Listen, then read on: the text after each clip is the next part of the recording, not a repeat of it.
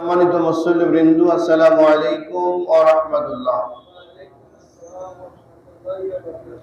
আল্লাহ রাব্বুল আলামিনের দরবারে শুকরিয়া আদায় করছি,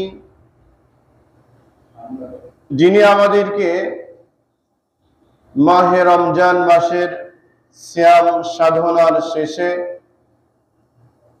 শাওয়ালের চাঁদের প্রথম জুম্মায় মসজিদে এসে কোরআনে কারীম থেকে কিছু কথা বলার এবং শোনার জন্য তৌফিক দান করলেন। রব্বুল আলামিনের দরবারে শুকরিয়া আদায় করছি, সকলে বলছি আলহামদুলিল্লাহ। লক্ষ কোটি দুরূদ ও সালাম বিশ্ব মানবতার মুক্তির দিশারি, দো জাহানের বাদশা,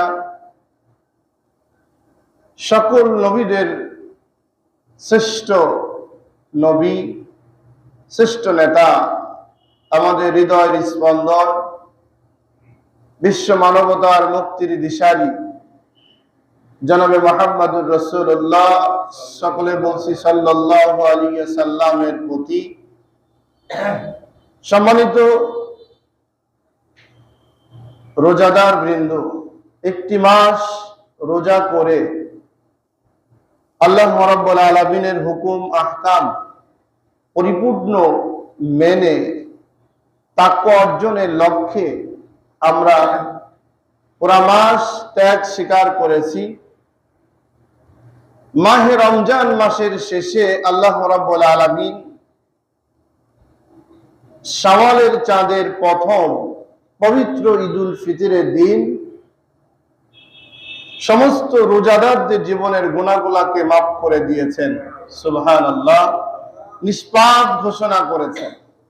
শুধুই তাই না, শাওয়ালের চাঁদে যদি কোনো মানুষ ৬টি রোজা করে, ১ বছর নফল রোজা করলে যে সওয়াব হয়, আল্লাহ রাব্বুল আলামিন এই মাসের ৬টি রোজা করলে সেই সওয়াব আল্লাহ দান করেন।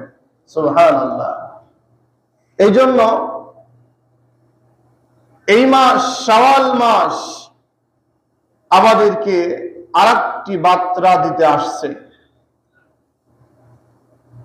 এরপরেই হলো আমাদের জিলকদ এবং জিলহজ মাস শুরু হতে যাচ্ছে। এই জন্য আমরা শাওয়ালের চাঁদের একটি মাস যখন সিয়াম সাধনা করতে পেরেছি, শাওয়ালের চাঁদের ৬টি রোজা প্রত্যেককেই করব ইনশাআল্লাহ, এবং এই মেসেজটি আমরা বাড়িতেও দিব, যাতে করে সকলেই ৬টি রোজা করে। এই ৬টি রোজা